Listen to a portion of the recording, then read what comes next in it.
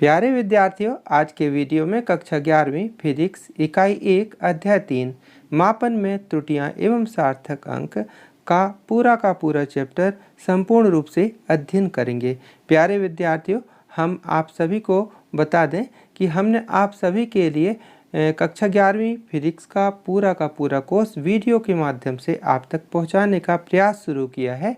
उसी सीरीज का यह तीसरा वीडियो है। यदि आपने अभी तक 2 वीडियो पहले के नहीं देखे हैं तो प्लेलिस्ट पर देख लीजिएगा। और हाँ, यदि अभी तक आपने सब्सक्राइब नहीं किया है तो सब्सक्राइब करके सबसे पहले बेल आइकन को ऑल पर कर लीजिएगा, जिससे आगे के वीडियो का नोटिफिकेशन भी आपको मिलता रहे और कोई भी वीडियो आपसे मिस ना हो।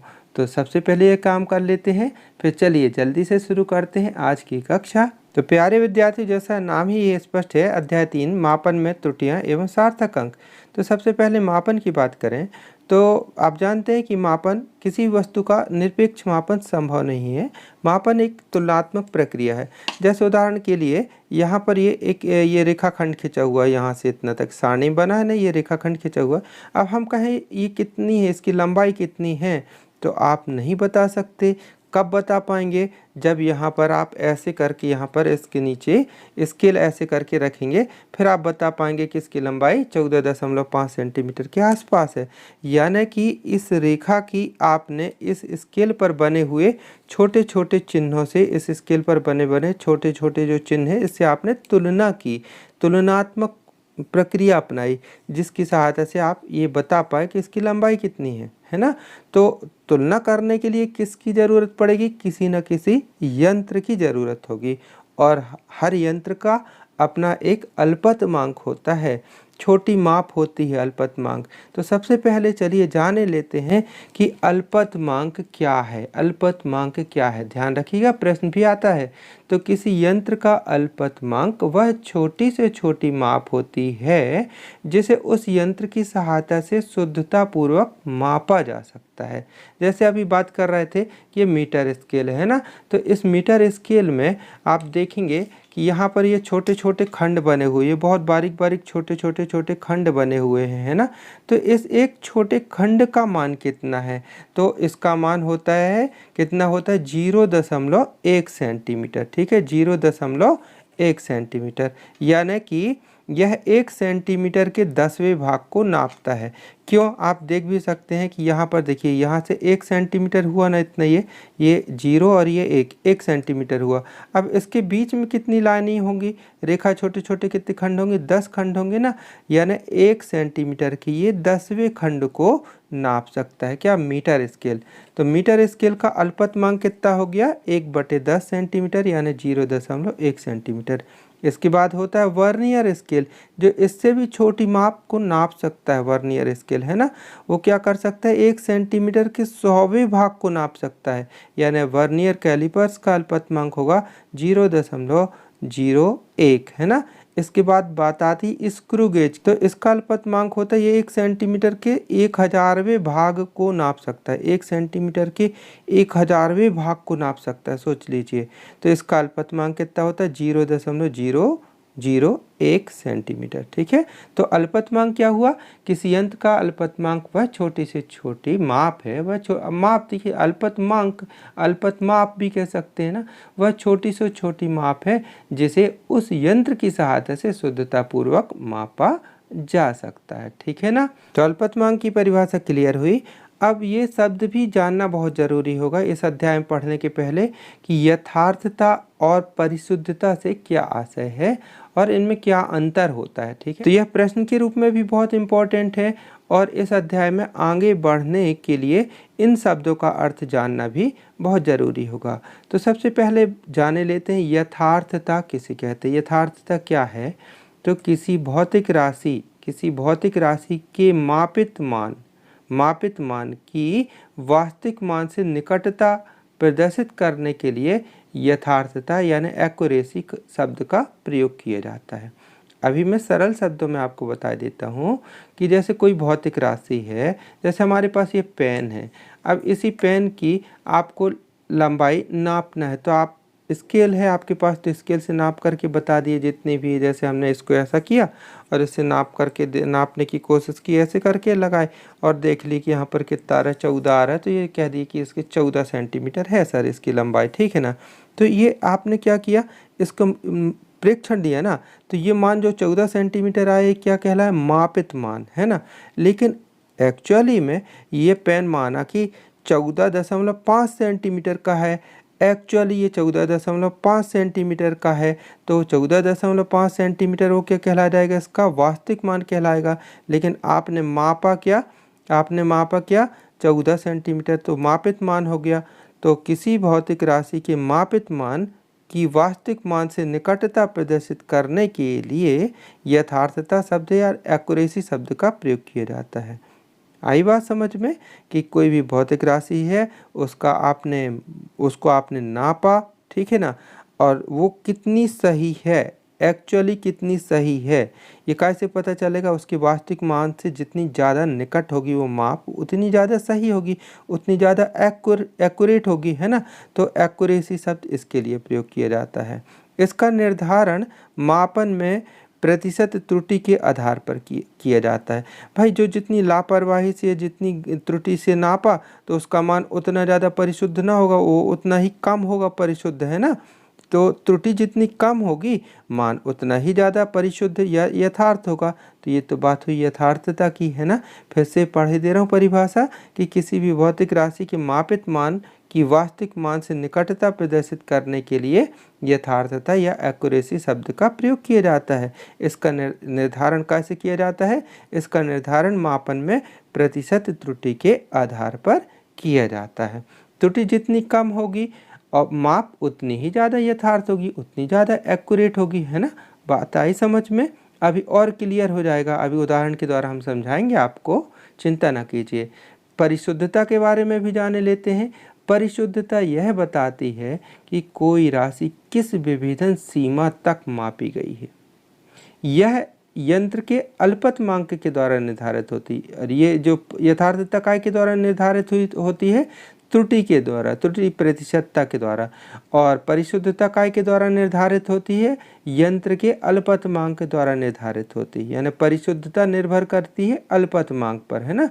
अल्पतमांक जितना कम होगा परिशुद्धता उतनी ही अधिक होगी। चलिए एक उदाहरण से समझते हैं। जैसे एक तार है ना, क्या है, तार है। तो तार की वास्तविक लंबाई कितनी है, तार की वास्तविक लंबाई माना कि जो एक्चुअल में है तार, वास्तविक लंबाई उसकी है 2.678 सेंटीमीटर, 2.678 सेंटीमीटर तार की क्या है ये वास्तविक लंबाई। अब मापने वाले यंत्र का अल्पतमांक जिससे आप नाप रहे हो तार की लंबाई को, ये तो है लेकिन आप नाप रहे हो तार को, तो तार को नापने वाला यंत्र है। आपके पास दो प्रकार के यंत्र हैं। पहला माना कि मीटर स्केल है ना, इस प्रकार का मीटर स्केल है। दूसरा है वर्नियर कैलिपर्स। तो मीटर स्केल का अल्पतमांक यानी मापने वाले यंत्र का अल्पतमांक 0.1 सेंटीमीटर, और वर्नियर कैलिपर्स का अल्पतमांक यानी कि दूसरा जो उपकरण है, दो उपकरणों से नाप रहे हैं आप, तो वर्नियर से नाप रहे हैं तो उसका वर्नियर का अल्पतमांक 0.01 सेंटीमीटर, ठीक है ना। चलिए अब बात करते हैं, जब स्केल से आपने उस तार को नापा जिसकी नाप इतनी थी, जो 2.678 सेंटीमीटर, जब उसको आपने मीटर स्केल से नापा तो आपने नाप लिया 2.5 सेंटीमीटर, ठीक है ना। कितना नापा, 2.5 सेंटीमीटर। और जब वर्नियर से नाप रहे हो उसी तार को तो उसकी लंबाई आ रही है 2.48 सेंटीमीटर। कितनी आ रही है, 2.48 सेंटीमीटर।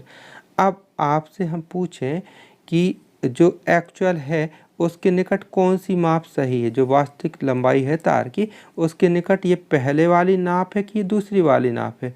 तो आप कहेंगे सर पहले वाली नाप है ज़्यादा सही, क्योंकि ये 2.678 है और ये 2.5 है, और ये तो 2.48 के आसपास है ना। तो ये तो इससे ज़्यादा दूर हुई है ना, ये ज़्यादा निकट हुई। तो जो ज़्यादा निकट होगी वही ज़्यादा यथार्थ होगी, है ना। अब आई बात यथार्थता समझ में कि निकटता शब्द क्या आशय था ना, तो ये ज़्यादा यथार्थ है। कौन सी नाप ज़्यादा यथार्थ है, जो आपने स्केल से नापी वो ज़्यादा यथार्थ रही।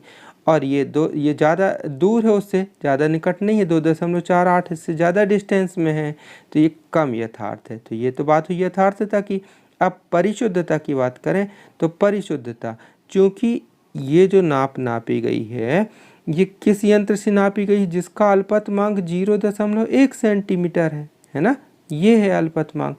और जबकि ये जो नाप नापी गई है इसका अल्पतमांक तो इससे भी कम है, इससे भी कम है। तो जिस उपकरण का अल्पतमांक जितना कम होगा उससे मापी गई माप उतनी ज़्यादा परिशुद्ध होगी, यानी ये वाली माप ज़्यादा परिशुद्ध है और ये वाली माप कम परिशुद्ध है।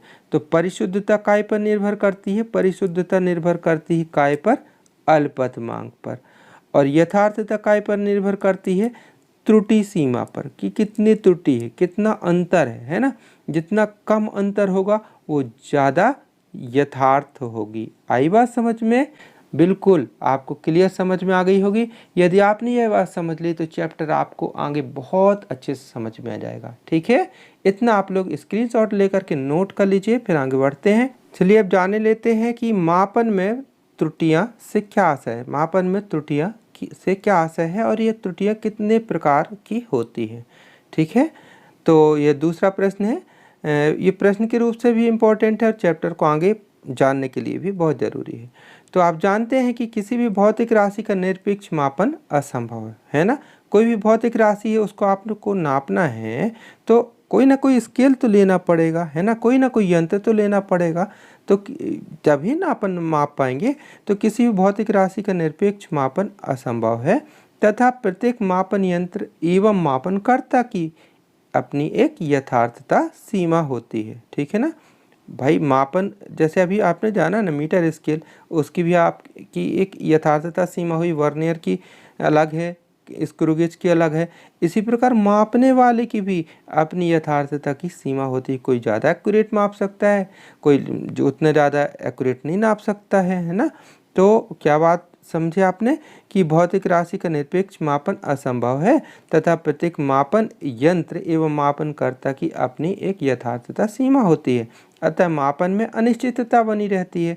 जैसे किसी ने कोई वस्तु की नापा, कोई वस्तु को मापा तो 2.56 कहता है, कोई उसको कह दिया 2.58 है ना, कोई कहता है 2.57।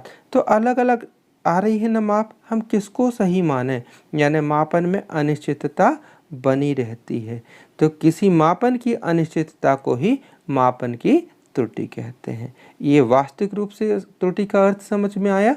अब इसको आप सरल शब्दों में जान जाइए कि किसी भी भौतिक राशि के वास्तविक मान यानी जितना वो है एक्चुअली, है ना, और मापित मान यानी जो मापा गया के अंतर को, वास्तविक मान और मापित मान के अंतर को मापन में त्रुटि कहते हैं। ठीक है ना। त्रुटि का एक प्रकार से यही सूत्र हुआ कि वास्तविक मान और मापित मान दोनों को आपस में घटा देना है ना। जो बड़ा हो उसमें से छोटे को घटा देना है ना। तो मापन में वो क्या निकल आएगी? त्रुटि आ जाएगी। आई बात समझ में? अब जानते हैं कि मापन में त्रुटियां कितने प्रकार से हो सकती हैं।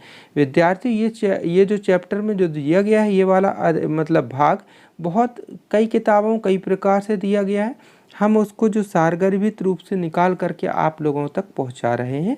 अब बहुत सही तरीके से इसे आप समझेंगे तो समझ में आ जाएगा। ऐसा आप लोगों को नोट्स में भी लिख लेना है। तो मापन में त्रुटियाँ कितने प्रकार की होती हैं? पहला क्रमबद्ध त्रुटियाँ, दूसरा यादृच्छिक त्रुटियाँ, तीसरा सकल त्रुटि, और मतलब 3 त्रुटि हुई, पहला दूसरा तीसरा। अगर अभिव्यक्ति के आधार पर देखा जाए कि इन त्रुटियों को व्यक्त करने के प्रकार के आधार पर देखा जाए तो त्रुटि होती है निरपेक्ष त्रुटि, आपेक्षिक त्रुटि और प्रतिशत त्रुटि।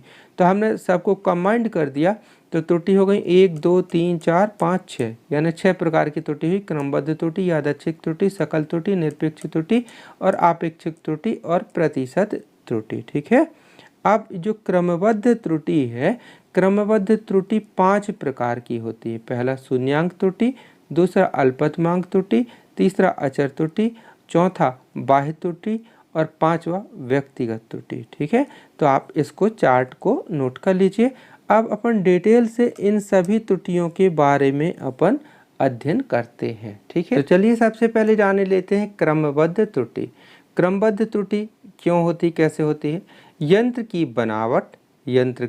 बनावट और मापन के समय भौतिक राशि में परिवर्तन। कई बार भौतिक राशि को मापते हैं तो भौतिक राशि पे मतलब ताप, दाब, है ना, इत्यादि का भी प्रभाव पड़ता है। तो यंत्र की बनावट और मापन के समय भौतिक राशि में परिवर्तन या कि फिर मापनकर्ता की व्यक्तिगत त्रुटि के कारण होने वाली त्रुटि को क्रमबद्ध त्रुटि कहते हैं। ठीक है, किन किन के कारण क्रमबद्ध त्रुटि हो सकती है? यंत्र में बनावट के कारण, और भौतिक राशि को जब नाप रहे हैं तो उसमें मौसम इत्यादि के परिवर्तन के कारण हो जाता है, जो परिवर्तन है ना उसके कारण, या कि फिर मापन करता ही कुछ गलतियां करता है जिसके कारण त्रुटि होती है। तो ये जो त्रुटियां होती हैं ये क्रमबद्ध त्रुटियों के अंतर्गत आती हैं। ये कितने प्रकार की होती हैं क्रमबद्ध त्रुटि? आपने जाना ये 5 प्रकार की होती हैं। ठीक है, चलिए एक एक करके जानते हैं। पहला है शून्यांक त्रुटि। शून्यांक त्रुटि vernier callipers, screw gauge, spherometer, इसको गोलाई मापी भी कहते हैं, इत्यादि उपकरणों में मुख्य स्केल का शून्य और वर्नियर स्केल का शून्य या मुख्य स्केल का शून्य और वृत्तीय स्केल का शून्य एक सीधे में नहीं होते तो यह त्रुटि होती है। क्या बात समझ में आई? कि जब मुख्य स्केल, वर्नियर के संबंध में बात करूं तो जब मुख्य स्केल का शून्य और वर्नियर स्केल का शून्य एक सीधे में ना हो, है ना, और स्क्रू गेज और स्फेरोमीटर के संबंध में बात करें तो जब मुख्य स्केल का शून्य और वृत्तीय स्केल का शून्य एक सीध में ना हो तो यह त्रुटि होती है, शून्यांक त्रुटि होती है। इसे दूर करने के लिए क्या किया जाता है? प्रेक्षित पाठ्यांक यानी जो आपने रीडिंग ली है उसमें प्रेक्षित पाठ्यांक में शून्यांक त्रुटि को चिन्ह सहित, विद्यार्थियों चिन्ह सहित घटाया जाता है। चिन्ह सहित घटाने का मतलब क्या हुआ? चिन्ह सहित घटाने का मतलब समझिए, शून्यांक त्रुटि धनात्मक भी होती है, ऋणात्मक भी होती है, ऋणात्मक शून्यांक त्रुटि भी होती है। तो जैसे प्रेक्षित पाठ्यांक हुआ, क्या हुआ? ए, प्रेक्षित पाठ्यांक हुआ ए, और शून्यांक त्रुटि है ऋणात्मक यानी बी, है ना, ऋण बी, शून्यांक त्रुटि होगी। अब चिन्ह सहित घटाना है तो जब ए में -b घटाएंगे तो प्लस नहीं बन जाएगा, यानी a + b नहीं बन जाएगा।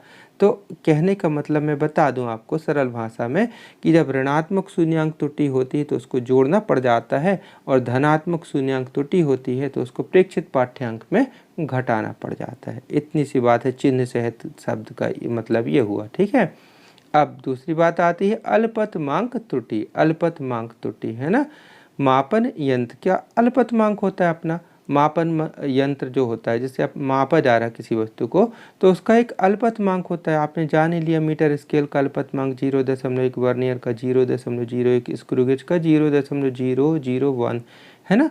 तो ये अल्पतमांक होता है। तो मापन यंत्र के अल्पतमांक के कारण मापन में होने वाली त्रुटि को संभावित त्रुटि या अनुमेय त्रुटि कहते हैं। इसे अल्पतमांक त्रुटि भी कहते हैं। भाई ये त्रुटि क्यों होती है? क्योंकि जैसे आपके स्केल का अल्पतमांक कितना है? 0.1 सेंटीमीटर, 0.1 सेंटीमीटर, है ना। 0.1 सेंटीमीटर से छोटी माप को स्केल नहीं नाप सकता। जैसे हमने आपसे कह दिया कि 5.6 सेंटीमीटर का रेखाखंड खींचिए, 5.6 का, तो आप कहेंगे हाँ बन जाएगा सर। 5 चिन्ह 1 2 3 4 5 आए वहाँ तक, फिर इसके बाद 0.5 और गिनेंगे ना, 5 छोटे खंड और 6वां खंड में टिक लगा देंगे। ठीक है ना, 5.6 सेंटीमीटर हो गया। लेकिन अभी मैं बात करूं कि 5.67 सेंटीमीटर का रेखाखंड खींचें। अब बताइए अब कैसे खींच पाएंगे? स्केल से नहीं खींच पाएंगे ना, क्योंकि वो उसकी सीमा से बाहर की बात हो गई ना। दशमलव के 1 ही अंक तक नाप सकता है, हम दशमलव के 2 अंक की बात कर रहे हैं, 5.67। तो त्रुटि हो जाएगी आपको लाइन खींचने में से। तो ये त्रुटि काय के कारण हो रही है? अल्पतमांक के कारण त्रुटि हो रही है। तो मापन यंत्र के अल्पतमांक के कारण होने वाली त्रुटि को संभावित त्रुटि या अनुमेय त्रुटि कहते हैं। अनुमेय त्रुटि को प्रतिशत में अगर व्यक्त किया जाए तो कैसा होता है? सूत्र बनता है, ध्यान रखिएगा, सूत्र पर सवाल भी आ सकता है। डेल x/x गुणित 100, फिर प्रतिशत का चिन्ह लगा देने तो अल्पतमांक त्रुटि या अनुमेय त्रुटि का प्रतिशत निकल के आ जाता है। यहाँ अर्थ बता दूं, x क्या है? ये जो x है स्मॉल x किसी वस्तु की माप है, और डेल x क्या है? डेल x मापक यंत्र का अल्पतमांक है। यानी जिस यंत्र से आप रीडिंग ले रहे हैं उस यंत्र के अल्पतमांक को ऊपर लिखेंगे और जो नापा आपने उस माप को यहाँ पर लिखेंगे, फिर गुणित 100 कर देंगे तो ये निकल आएगी अनुमेय या प्रतिशत त्रुटि। अब बात आती है अचर त्रुटि। बार बार परीक्षण लेने के बाद बार बार रीडिंग ले रहे हैं, उसके बाद भी त्रुटि का मान उतना ही रहता है। भाई एक बार रीडिंग लिए तो कुछ आना चाहिए, अगली बार रीडिंग लिए तो कुछ दूसरा आ सकता है, फिर अगली बार रीडिंग लिए तो कम या ज़्यादा आ सकता है, ऐसा हो सकता है। लेकिन बार बार हम रीडिंग ले रहे हैं तो एक ही रीडिंग आ रही है, बार बार एक ही रीडिंग आ रही है, तो इसे हम अचर त्रुटि कहते हैं। और यह क्यों होता है ऐसा? यह मापक यंत्रों में गलत अंशांकन के कारण होता है। मतलब जो मापन यंत्र में जो चिन्ह बनाए जाते हैं, जैसे स्केल की बात करें तो स्केल में ये अंशांकन किए गए, कहाँ? ये जो चिन्ह जो लगे हैं ना, 0, 1, 2, 3 और इसके बीच में छोटे छोटे जो चिन्ह लगे हुए हैं, ये क्या किए गए हैं? इसके अंशांकन किया गया है, यानी इसको चिन्हित किया गया है ना। तो अगर यही चिन्ह गलत लगे हों, है ना, जैसे 0, 1, फिर यहाँ पर 2 पास में लिख दे, फिर 3 या दूर लिख दे, तो गलत अंशांकन हो जाएगा।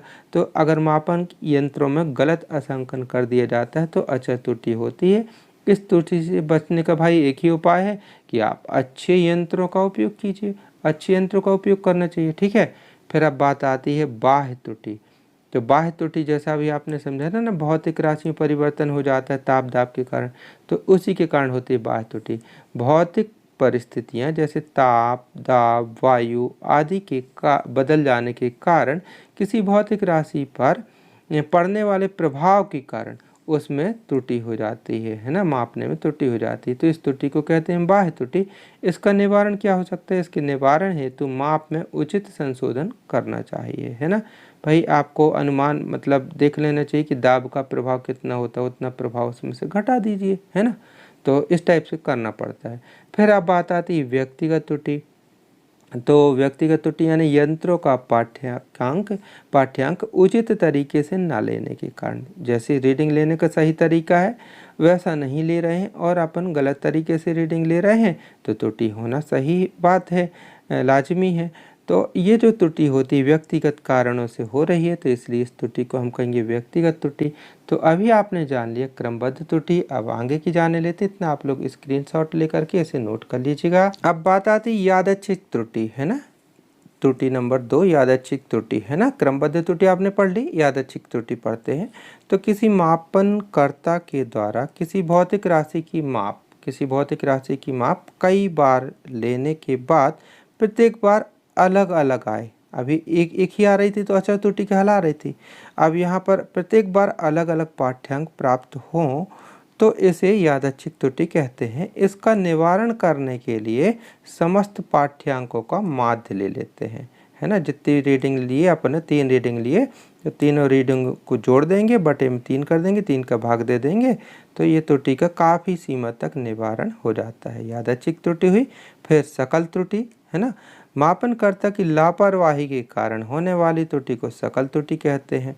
इसका तो भाई कोई संशोधन नहीं है, बस यही कि लापरवाही करना बंद कर दे तो सही त्रुटि मतलब त्रुटि दूर हो जाएगी, बाकी इसका कोई संशोधन नहीं है ना। तो अब बात आती है निरपेक्ष त्रुटि। तो ये वैसे आपको जब त्रुटि की परिभाषा समझा रहे थे तब ये बात की थी हमने कि भौतिक राशि के प्रेक्षित मान यानी जो आपने रीडिंग निकाली तथा वास्तविक मान के अंतर को निरपेक्ष त्रुटि कहते हैं। यह हमेशा धनात्मक होती है ना। यानी प्रेक्षित मान और वास्तविक मान में जो बड़ा है उसमें से छोटे मान को घटा देना है, तो ये निरपेक्ष त्रुटि कहलाती है, ठीक है। अब बात आती है आपेक्षिक त्रुटि, है ना। तो किसी भौतिक राशि की निरपेक्ष त्रुटि तथा वास्तविक मान के अनुपात को निरपेक्ष त्रुटि, है ना, जो आपने ये समझी ना, निरपेक्ष त्रुटि और वास्तविक मान के अनुपात को आपेक्षिक त्रुटि कहते हैं। इसे भिन्नात्मक त्रुटि भी कहते हैं क्योंकि भिन्न के रूप में संख्या बन जाएगी। देखिए सूत्र यह आपेक्षिक त्रुटि का, आपेक्षिक त्रुटि बराबर निरपेक्ष त्रुटि। निरपेक्ष त्रुटि कैसे निकालेंगे? प्रेक्षित मान और वास्तविक मान को घटा करके, यहाँ पर निकल आएगी निरपेक्ष त्रुटि, और जो वास्तविक माप है वो नीचे रखेंगे, तो ये संख्या बन जाएगी भिन्न के रूप में ना, इसलिए इसको भिन्नात्मक त्रुटि भी कहते हैं। तो ये आपेक्षिक त्रुटि हुई। अब बात आती है प्रतिशत त्रुटि। तो यदि आपेक्षिक त्रुटि को प्रतिशत में व्यक्त कर दिया जाए तो प्रतिशत त्रुटि कहलाती है। यही जब आपेक्षिक त्रुटि को प्रतिशत के रूप में व्यक्त किया जाता है तो इसे प्रतिशत त्रुटि कहते हैं। सूत्र ये है कि यहाँ निरपेक्ष त्रुटि, लेकिन औसत शब्द यानी निरपेक्ष त्रुटि का औसत निकाल लेना है पहले, तो औसत निरपेक्ष त्रुटि बटे वास्तविक माप गुणे 100 है ना। तो ऐसा करने से प्रतिशत त्रुटि निकल जाती है। तो हमने त्रुटि का आपने देखा होगा बहुत बड़ा सा चैप्टर दिया है, हर किताब में अलग अलग सा दिया है और बहुत कठिन कठिन शब्द इस्तेमाल किए हैं। हमने अपनी तरफ से बहुत सरल शब्दों में आप तक बताने की कोशिश की है। आपको कैसा लगा ज़रूर बताइएगा। अब जाने लेते हैं प्रश्न 3, सार्थक अंक किसे कहते हैं। बहुत महत्वपूर्ण चैप्टर है इस अध्याय का। सार्थक अंक किसे कहते हैं, इसका निर्धारण कैसे किया जाता है। प्रश्न तो इम्पोर्टेंट है ही, यहाँ से आपको न्यूमेरिकल बनते हैं, ठीक है। इसको अच्छे से ध्यान दीजिएगा। सार्थक अंक किसे कहते हैं, इसका निर्धारण कैसे किया जाता है। तो जब किसी माप को किसी मापन यंत्र की यथार्थता की सीमा के अंतर्गत लिखा जाता है। अभी एक एक बात समझाएंगे। तो जब किसी माप को किसी मापक यंत्र की यथार्थता सीमा के अंतर्गत लिखा जाता है तो उस माप के अंतिम अंक को संदिग्ध अंक या अनिश्चित अंक कहते हैं। चलिए हम आपको बता दें, जैसे मीटर स्केल मापन यंत्र है, इसके द्वारा किसी तार की लंबाई को आपने नापा तो वो तार की लंबाई आ गई 1.6 सेंटीमीटर। तो इसमें अंतिम अंक क्या कहलाया, 6। 1.6 सेंटीमीटर में अंतिम अंक 6 कहलाया। तो ये कहलाया संदिग्ध अंक, है ना। और ये 1 कहलाएगा विश्वसनीय अंक। क्यों कहलाएगा 6 संदिग्ध अंक, भाई किसी ने नापा 1.6 सेंटीमीटर, अब कोई दूसरा व्यक्ति नाप रहा तो 1 तो आएगा से ना उसका। ये संख्या चेंज हो सकती है, 6 की जगह 5 हो सकता है, 4 हो सकता है, 7 हो सकता है, 1 तो आएगा ना। तो संदिग्ध अंक इसमें संभावना है ना गलती होने की। तो संदिग्ध अंक क्या होगा, ये है ना, स्केल के संबंध में, ठीक है, मीटर स्केल के संदर्भ में। तो संदिग्ध अंक आपको समझ में आया कि जब कोई माप लिखी जाती है तो माप का जो अंतिम अंक होता है, और माप कैसे लिखी जाए, यथार्थता की सीमा के अंतर्गत, उस यंत्र की यथार्थता की सीमा। जैसे मीटर स्केल के संदर्भ में यथार्थता की सीमा 0.1 सेंटीमीटर यानी 1 अंक तक दशमलव है ना। तो यथार्थता की सीमा के अंतर्गत जब किसी माप को लिखा जाता है तो जो अंतिम अंक कहलाता है वो कौन सा अंक कहलाया, संदिग्ध अंक या अनिश्चित अंक। और उसके ठीक पहले का अंक क्या कहलाता है, मतलब उसके ठीक पहले के जो भी जितने भी अंक हैं ये सब कौन से अंक कहलाएंगे, विश्वसनीय अंक कहलाएंगे, ठीक है ना। इतनी बात तो समझ गए आप। अब सार्थक अंक किसे कहते हैं, तो ये दोनों अंकों को मिला दें, है ना, तो ये यही तो होंगे सार्थक अंक। यानी किसी संख्या में विद्यमान विश्वसनीय और संदिग्ध अंकों को सार्थक अंक कहते हैं। या इसकी परिभाषा या अर्थात ऐसा भी कह सकते हैं कि किसी भी भौतिक राशि को यथार्थतापूर्वक व्यक्त करने के लिए, किसी भी भौतिक राशि को यथार्थतापूर्वक व्यक्त करने के लिए उपयोग में लाए गए अंकों की संख्या को सार्थक अंक कहते हैं। जैसे हमने स्क्रू गेज से किसी तार का व्यास अगर हमने नापा, स्क्रू गेज के संबंध में बोल रहा हूँ, तो वो माना निकल आया 1.234 सेंटीमीटर, इतना निकल आया है ना, तार का व्यास निकल आया। अब हम कहें इसमें सार्थक अंक कितने हैं, तो अब सब गिन लोगे आप, 1 2 3 4 ऐसे करके गिन लोगे तो मतलब इसमें सार्थक अंकों की संख्या 4 हो गई, ठीक है ना। तो ये मतलब हुआ सार्थक अंक का, यानी संदिग्ध अंक और विश्वसनीय अंक दोनों को अपन दोनों की संख्या, दोनों अंकों की संख्या को जोड़ दें तो वो क्या रहती है, सार्थक अंकों की संख्या, ठीक है। अब सार्थक अंकों का निर्धारण कैसे किया जाता है, इसके बहुत सारे रूल्स हैं। इन नियमों को आपको समझना बहुत ज़रूरी होगा, तो अच्छे से देखिएगा एक एक करके। पहला पॉइंट, किसी संख्या में दशमलव का स्थान परिवर्तित कर देने पर भी सार्थक अंकों की संख्या वही रहती है। कैसा, जैसे दशमलव का यहाँ पर कितना है, 1.234 दशमलव यहीं पर आ गया। अब यहाँ देखिए 1 2 3 यानी 123.4, यहाँ दशमलव यहाँ आया। अब यहाँ भी सार्थक अंक गिनेंगे तो यहाँ गिनेंगे 1 2 3 4, यहाँ भी सार्थक अंक है, यहाँ भी गिनेंगे तो 1 2 3 4, दोनों में सार्थक अंक कितने हैं, 4। तो पहला नियम ये हुआ कि दशमलव के स्थान को चेंज कर दो पर सार्थक अंकों की संख्या नहीं बदलती, ठीक है।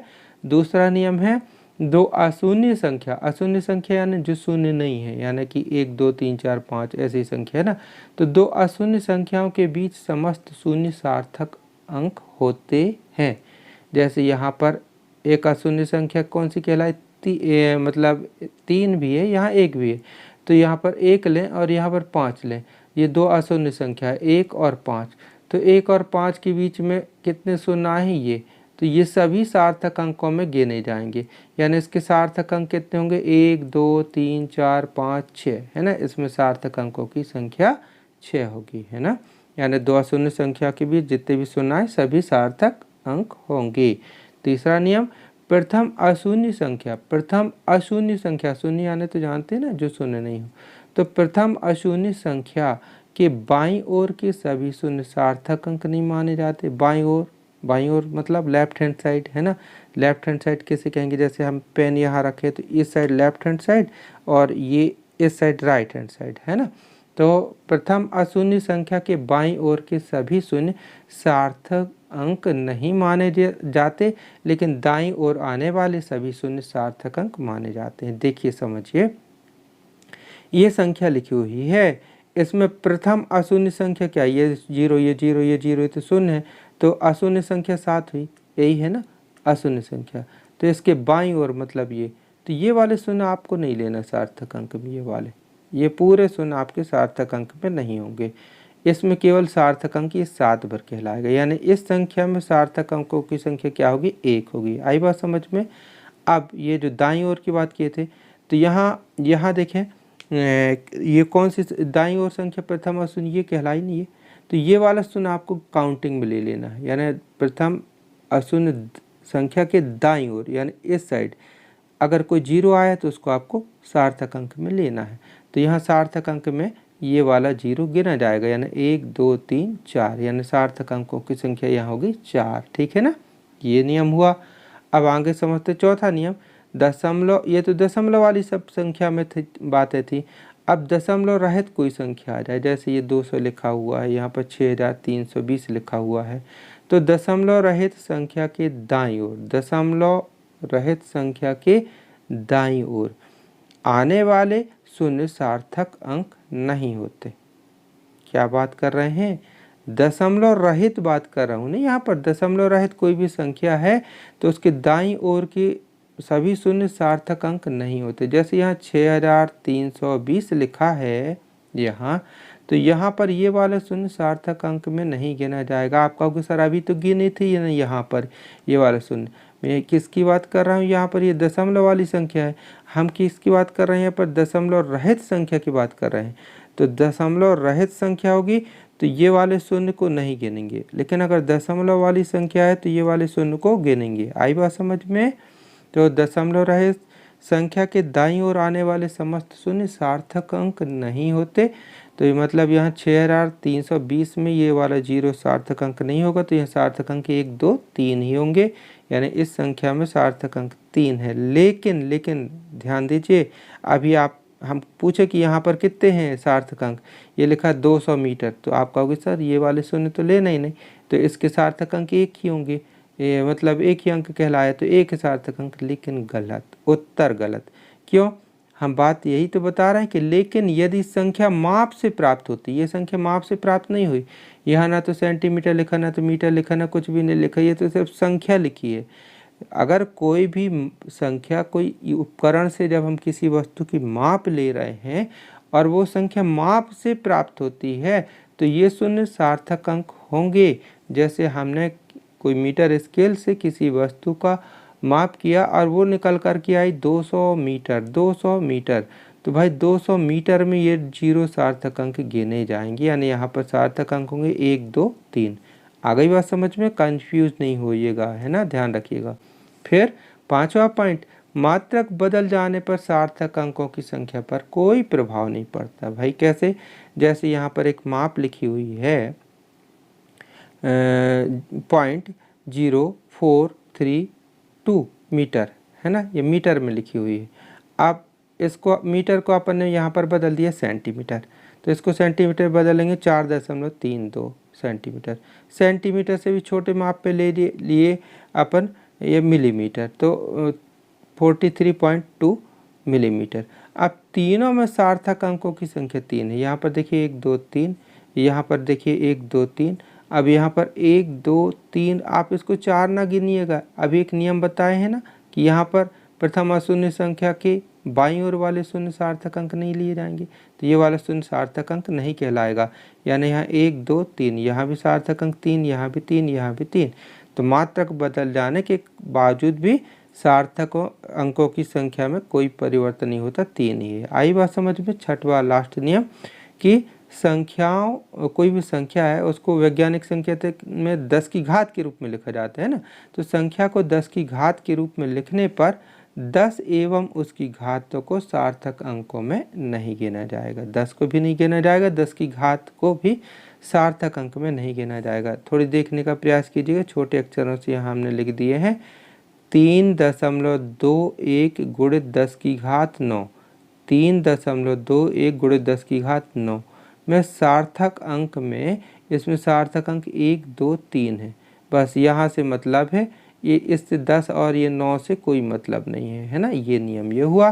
तो यहाँ से ये नियम आपको समझना और याद रखना बहुत ज़रूरी है, क्योंकि यहाँ पर प्रश्न आते हैं। ठीक है, तो इसे नोट कर लीजिए अच्छे से। प्यारे विद्यार्थी, अब यहाँ पर संख्याओं का निकटन और गणना में सार्थक अंक पर आधारित जो कुछ सवाल आते हैं उसको समझने के लिए कुछ नियम बताए गए हैं, इन्हें आपको जानना आवश्यक है। तो पहला नियम ये है कि यदि छोड़ा जाने वाला अंक 5 से अधिक है तो उससे पूर्व, यानी 5 से पूर्व जो आया है अंक, उस अंक को 1 बढ़ा देते हैं। और अगर संख्या 5 से कम है, अंक 5 से कम है, तो उससे पूर्व के अंक में कोई परिवर्तन नहीं करते। थोड़ी समझ आइए, राउंड अप करने का नियम है।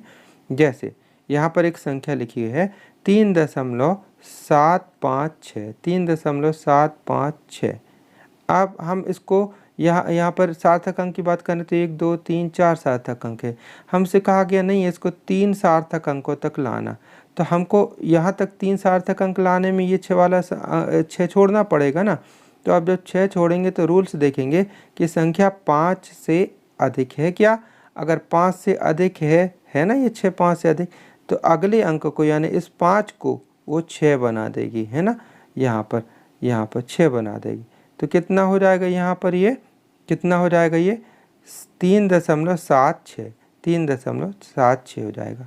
आई बात समझ में। और समझिए यहाँ पर दूसरे उदाहरण से, जैसे यहाँ एक संख्या लिखी हुई है 8.9643, इसको कहा गया 4 सार्थक अंकों तक निकटन करें, 4 सार्थक अंकों तक निकटन करें, यानी यहाँ तक लिखना है आपको, यहाँ तक लिखना है। तो अब यहाँ पर ये छोड़ा जाने वाला अंक 3 है, तो ये 5 से कम है ना, तो इससे पहले वाले अंक यानी इस 4 पर कोई परिवर्तन नहीं हुआ होगा। इसका उत्तर आ जाएगा 8.964, 8.964 ये होगा। पहला नियम समझ में आया। दूसरा नियम देखते हैं कि यदि छोड़ा जाने वाला अंक 5 ही है, 5 से कम और ज़्यादा नहीं, 5 ही है, तो अब क्या देखेंगे, तो उसके पूर्व का जो अंक है देखेंगे वो सम है कि विषम है, सम है कि विषम, है ना। तो अगर विषम है तो 1 बढ़ा देंगे आगे वाले अंक को, और यदि सम है तो कोई परिवर्तन नहीं करेंगे। चलिए इसमें देखते हैं। यहाँ पर लिखा है 2.65। अब छोड़ा जाने वाला अंक ये 5 है, 5 को हम छोड़ना चाहते हैं, तो इसके पहले का अंक देखें, इसके पहले का अंक क्या है, 6, ये क्या है, सम है, तो आपको इसमें कुछ नहीं बढ़ाना, उत्तर आ जाएगा 2.6, ये आ गया। ठीक है, लेकिन यहाँ पर बात करते हैं 2.75 में छोड़ा जाने वाला अंक ये है 5, 5 को हम छोड़ना चाहते हैं, तो ये 5 ही है, 5 से कम ज़्यादा तो है नहीं, तो पहला नियम तो नहीं लगेगा, दूसरे नियम ये वाला लगना है। तो अब ये देखेंगे कि इसके पहले वाला अंक क्या है, 7, विषम है ना, तो विषम है तो यहाँ 1 बढ़ जाएगा, यानी ये हो जाएगा 2.8। आई बात समझ में। सेकेंड नियम हुआ। अब बात आती है कि सार्थक अंक वाले प्रश्नों को कैसे हल किया जाता है, थोड़ी सी ध्यान दीजिए। तो सार्थक अंकों वाली संख्याओं को जोड़ने, घटाने या गुणा या अथवा भाग करने से जो प्राप्त परिणाम होता है उसमें उतने ही सार्थक अंक लिए जाना चाहिए, उतने ही सार्थक अंक होते हैं जितने की दी गई संख्याओं से सबसे कम हैं। ठीक है, इतनी बात। लेकिन स्पष्ट कर दें कि जोड़ने या घटाने में यह गिनती, जो कम की गिनती हो रही थी, यह दशमलव के बाद के अंकों में की जाती है। इस नियम को थोड़ी सा ये उदाहरण से अपन 3 उदाहरण दिए हैं, 1 2 3, इससे समझेंगे तब आपको समझ में आएगी, क्योंकि ये सवाल है एक प्रकार से, है ना। तो जैसे यहाँ पर 3 संख्या, ये संख्या दी गई, पहली 1, फिर ये और सबको कहा गया है जोड़ने के लिए, मतलब इतना पूरा जोड़ने के लिए कहा गया है ना। पॉइंट के नीचे पॉइंट लिखे हमने। आप कहोगे सर यहाँ 0 0 बढ़ा करके ऐसे क्यों नहीं लिखे? नहीं, ये सार्थक अंक वाले अंक ऐसे ही लिखे हैं, हमको इसको जोड़ना है। तो कैसे जोड़ेंगे? जोड़ने का तो रूल्स वही है जो आपने जोड़ा, तो इसको सीधा ऐसे ऐसे करके जोड़ दिए, ऐसे ऐसे करके जोड़ दिए, ठीक है। जोड़ते बन जाएगा, समय बचे इसलिए मैं जोड़ के नहीं बता रहा हूँ। हमने जोड़ लिया है, इतना उत्तर आ रहा है, इतना उत्तर आ रहा है, ठीक है। अब ये उत्तर तो हुआ आपका साधारण गणित से, लेकिन इसको सार्थक अंकों के रूप में लिखना है। तो अब आपको यहाँ क्या देखना पड़ेगा कि सबसे कम सार्थक अंक वाली संख्या देखिए कौन सी है, 8.5। यहाँ पर दी गई संख्या में 8.5 सबसे कम सार्थक अंक वाली संख्या है। अब इसमें दशमलव के बाद सार्थक अंक गिन लीजिए। दशमलव के बाद कितने अंक है? यहाँ दशमलव के बाद एक ही सार्थक अंक है। तो आपका ये जो उत्तर आया ना, इस उत्तर में दशमलव के बाद एक ही सार्थक अंक होना चाहिए, यानी इसका उत्तर यहाँ तक होना चाहिए। अब बस इतनी सी तो बात है। तो इसका उत्तर आ जाएगा कितना? ये देखिए 4644, इतना तो रहेगा। फिर यहाँ पर 5 भराया। अब इतने अंक छोड़ दिए हैं, तो यहाँ पर रूल्स कौन से लगे? ये छोड़ने वाले नियम। तो छोड़े जाने वाला अंक 5 था, ये 5। तो इसके पहले का अंक क्या था? यहाँ पर देखिए 2, सम है। तो सम है तो कोई क्या होगा? सम है तो कोई परिवर्तन नहीं करते, यानी ये 2 ही कहलाया। अब यहाँ पर 2 को भी छोड़ रहे हैं, तो 2 5 से कम है, तो इसको कोई कुछ नहीं बढ़ाने वाला।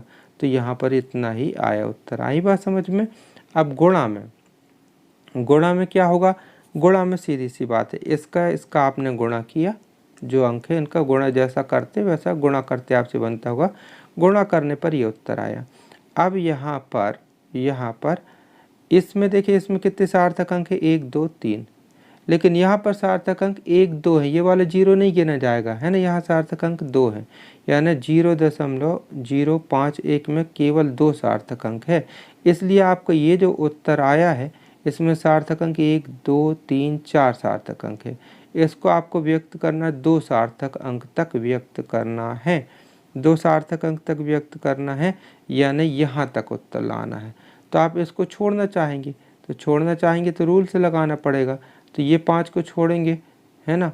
तो इसके पहले की संख्या देखिए विषम है, तो इसमें एक बढ़ जाएगी, तो कितना हो जाएगा? ये 6 हो जाएगा। ये कितना हो जाएगा? 6 हो जाएगा यहाँ तक। लेकिन यहाँ जो 6 हो जाएगा, इसको भी आप छोड़ेंगे तो संख्या 5, ये 5 से ज़्यादा होगी, तो अगले को क्या बढ़ा देगी? एक और बढ़ा देगी, 4। तो यहाँ पर क्या आ जाएगा? 4। तो उत्तर आ जाएगा 0.054। इसका उत्तर ये हुआ। ऐसे सवाल आते हैं। इसी प्रकार भाग में रूल्स है, इसमें इसका भाग देने का है। भाग आप लोग दे लीजिए, जैसे बने वैसे भाग दे लेते हैं, है ना।